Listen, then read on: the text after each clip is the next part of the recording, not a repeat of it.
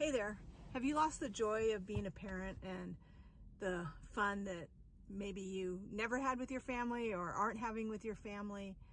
I just want to take some time today to encourage you in bringing your family together. Hi, welcome to the Parenting Bridge podcast. I'm Dr. Michelle Alden, a licensed professional counselor, parent coach, and family therapist, and I'm here to help you to build a bridge to your best family possible. So, I've been talking to a lot of families lately that really are disconnected from each other. A lot of parents that feel like their kids are all disconnected. Sometimes it's because of trauma that's happened. Sometimes it's because of all the fighting and the arguments. And then I talk to a lot of parents that have really lost the joy in parenting. They're not enjoying it. There's nothing that they really find. It's like, we just had spring break here and these parents are just dreading, we're just dreading the time that they were going to have that week, the kids home. Are you dreading summer? Those kind of things. And I want to take some time. I hope this will be encouraging to you to just think about your family for a little bit. And I think it's important to think about what you want it to be. And maybe your family just sort of happened and you never really planned what you wanted your family to be like, what kind of parent you wanted to be, what you wanted to do, the fun things you wanted to do with your kids. Or maybe this is kind of new, like maybe you used to have fun together. But I think it's really important to just take some time to think about the family that you want and think about some of the things that you wish you could do. And I even recommend doing this with your kids, that you write down all of the things that you could do together. And if you don't have any ideas of fun things that you would like to do with your kids, usually your kids will have ideas. They may have to work past the I don't want to do anything, I just want to play video games, or I just want to hang out with my friends, to seriously, if there weren't barriers, and don't put barriers on it. If there weren't barriers, if it wasn't about money, I'm not saying this is what we're going to do, but what are some things that you guys would want to do? And just take some time and brainstorm, and everybody's ideas can be written down. And again, remind them, it doesn't mean we're going to do it. I just want to hear, what are some of the things? We used to do this before we would take the kids on a vacation. Most of our vacations were either visiting family or a little bit of fun and educational type stuff.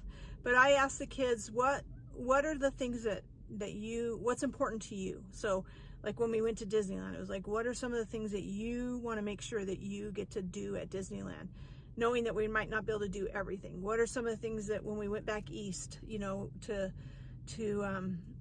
go to Washington, D.C., wanted to know what were some of the things. And sometimes they don't know anything about it, but you can talk about it. But in this, just thinking about that, it's a little bit of what I call future faking, but it's just designed to think about some of the things that you would want to do. And it kind of sparks some joy in the family. And again, you're just writing everybody's ideas down. If somebody says, oh, that's stupid, or yeah, good luck, we'll never be able to do that. It's we're just writing down things, and you can write some of yours to kind of get it started. It's just a really positive activity to do. And then the other piece of this is I don't know if it's because we're all just kind of disconnected from each other, but I've just been in several families lately where just it's like this crisis hit and everyone is just scattered to their own places. And I can see in some families it's it was safer to keep everybody apart because nobody was getting along. But in all of the families, there's been some kind of crisis and turmoil, and there's been a lot of isolation. And then what happens to you as the parent is that you have all of these kids that are really trying to get your attention. So they're doing a lot of things to each other, doing things, to just kind of outrageous behaviors, sometimes saying outrageous things to get you engaged. And I think that that's also part of the trauma, because if something has happened in your family, whether it's a divorce or, moving a lot, or, just death, just any of the things that kind of cause trauma, new family members, people coming, going, you're going through it too. And so it's really hard as a parent, because you're grieving. And if you've gone through something like, like death of a spouse or a partner, divorce or separation, then you may be feeling like, I don't even know what this is supposed to look like anymore. Like, how what do I do? How can I do that? And so I just want to encourage you that a parent coach can really help you come up with some of those things. But I'm going to give you some things today to just help you, hopefully, to have some new ideas. And what usually happens when I start presenting ideas to parents is they'll say, well, that's never going to work with my kids, or my kids will never do that. But if you have been following me and watching these videos, or listening to the podcast, reading my book, you know that I'm going to encourage you to have a schedule and to have routines, and being together as a family is part of that schedule and routine. Yes, we might be all different places during the day with work and school and activities, but there are certain things that bring us together as a family. And so whether it's eating a meal together or having a snack when we first get home, whether it's the bedtime routine needs to have some togetherness in it, so it kind of fills their cup back up a little bit. And believe me, these kids need their cup filled, whether they're 4 years old or whether they're 14, 15, 16, and they're telling you, like, I don't want to be a part of it. They need to be a part of what you're doing. So have some times during your days where you're really focusing on family time. And it's going to be hard at first, because everybody's used to doing their dance and their thing, and they're used to your reactions to it. But you're going to have to keep trying. And I've found that with the schedule, the kids start to look forward to that. They start to look forward to the reading time. Some families will have everyone get into their pajamas, showers are done, everything's ready, and then they'll sit around in the living room, kind of cuddled up with their blankets or whatever, and you're reading a book out loud to them, not them reading silently or to you, but you're reading to them as the parent. Sometimes that's a great way to do the evening snack. And so just setting those things up, and it may not happen every single night, especially if you have a lot of things going on, but it may just be the goal to do at least 10 minutes of reading time together while we have our snack. And so it's some of those things that pull everybody together. Some of the other things is, we encourage playing family games together. I encourage card games, usually less competitive games. Board games seem to be a trigger for a lot of families. But card games, there's something about holding the cards and doing the actions can really help. But there's other things, like when you have those full days and you're trying to wonder, like, what do we do? Some different activities that you can think about or do is we do like scavenger hunts. I have families that do obstacle courses where everyone does a part of it and then everyone gets to go through it. And you can time people, or you can, just depends on the ages of the kids. We have times where we all are at the table and maybe everybody's doing a little bit different craft, but everybody's doing a craft together. It can be a sensory thing where we're all out in the yard and doing projects together. It's really, the family that does chores together is going to be stronger than just sending kids to go do their chore and then kind of overseeing it. But if everyone's like, we're all going to work in the kitchen and you're going to be working on this and you're going to be working on this, then there's this, sense of togetherness and working together. Be careful in the kitchen. Some of the kids I work with can't be trusted in a kitchen with sharp objects. So, choose your things wisely. And who you need to be the closest to is going to be the kid that's the most resistant, right? Like you're going to come with me and do my my part, and I'm going to come with you and do your part. I was working with a family today, and the kid is like never wants to do what the parents saying, but I just had the dad start. I was like, well, go with him and go help him. Don't just sit on the couch and tell him go put all the dishes away. Go with him. And together they got it done in less than 5 minutes. No arguing, no complaining, so that even that working together can be really, really important. You may be frustrated with it because maybe you're not getting it done as well as you wanted or as fast as you wanted, but just, you got to think about what you're building here, and you're building more than work ethic. Like that will come as part of it, but you're building this sense of that we're a community and we're family, and we all have our parts to do, and we all help each other. And so encouraging your kids to be helpful, volunteering together as a family can be really, really powerful. Let's see, the scavenger hunt is really fun. We've done photo scavenger hunts before, but just, having the kids help create different parts of like the obstacle course or the scavenger hunt. Puzzles, family puzzles are really, really good. I had another family that I loved this idea. They mapped out all the different parks in the area that I live in, and they planned every Friday evening of the summer, they went to a different park and had a picnic. Having a picnic can be a really good idea, especially if you're having a lot of problems with people eating, and coming together at the table.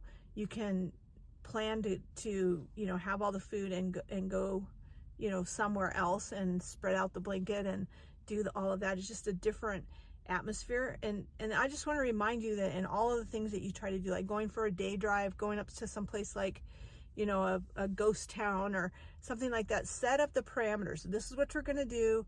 I want everyone to stay close, where nobody's going to be running off. We're going to do these things. This is what time we're going to eat. You don't have to necessarily lay out every detail of it, but they need to know what the parameters are and what the expectations are, and what will happen if you can't do it.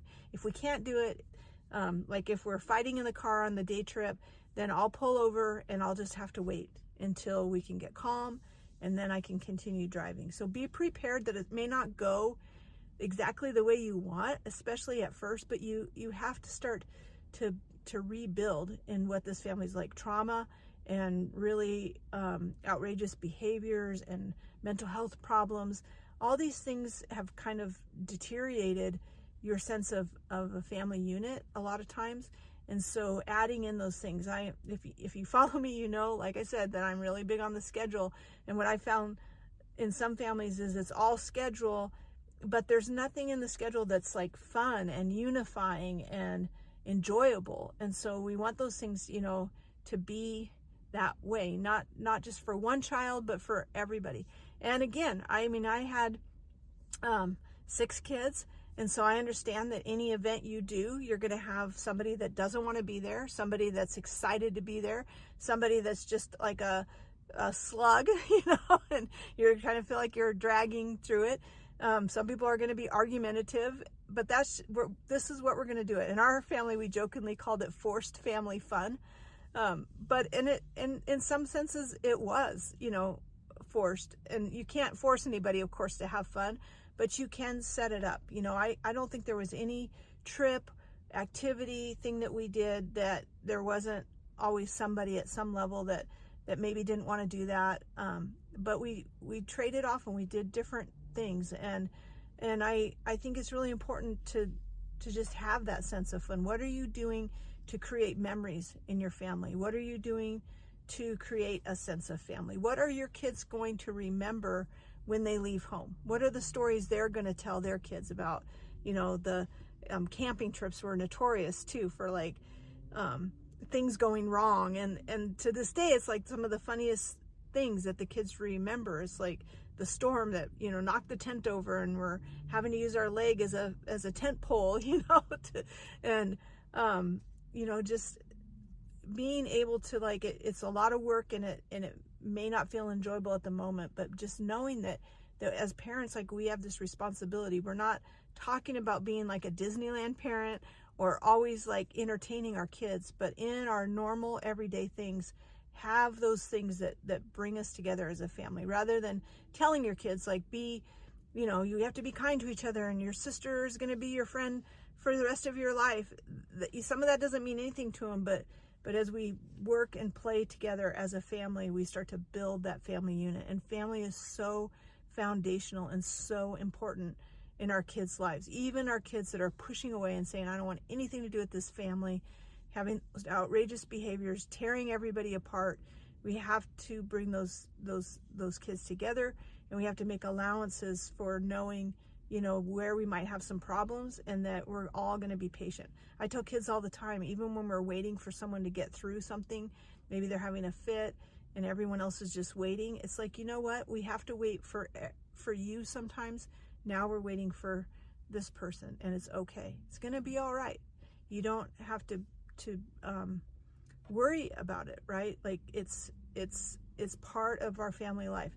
If you have kids with special needs, you're teaching your other kids how to treat people with special needs, what they can do to help. You're building empathy. And I think that sometimes parents feel so bad, right? That one child maybe has all these problems, and so they overcompensate by, not wanting to, make everybody in the family have to deal with that or whatever. But the thing is that we don't know like what your child needs in their life that's going to help them to be the person that they need to be. And it's okay that we have struggles in our family, and it's even okay some of the hard things that we've been through as a family, because we can teach our kids, and we can help ourselves to heal and grow when we realize that we can endure these things together and we can go through these things together. So I am going to talk more about some of the fun things, activities that you can add to your schedule in the Playroom this week. So if you haven't joined the Playroom, it's a parent support group that is weekly, and it is just so great to hear different people's questions. They get coached on different problems, or what do I do if this happens kind of situations, and we all learn from each other, and it helps us all to be better parents, to see things from a different light, but to also know that we're not alone. So join us in the Playroom. You can go to our website, parentingchallengingkids.com, look in the show notes and find out all the information. You can also get more ideas by reading the book, Parenting Emotionally Distressed Kids. And I'll talk to you later. Thanks for listening to The Parenting Bridge. Do you want to learn more about building a bridge to better behaviors? Pick up a copy of Dr. Michelle Alden's new book, Parenting Emotionally Distressed Kids. Or, for more resources, you can click on the link for Healthy Foundations. If you would like to leave a comment or a question for Dr. Alden, there's a link in the notes. We'll see you next time, and remember, things can always get better.